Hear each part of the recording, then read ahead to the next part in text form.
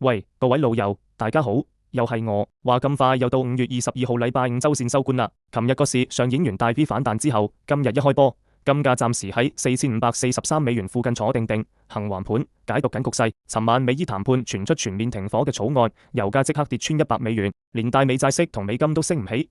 呢點對黃金底部的支持力真係好強。不過陸叔都要提醒大家，美國最新嗰啲經濟數據 PMI 同失業金人數真係幾強勁。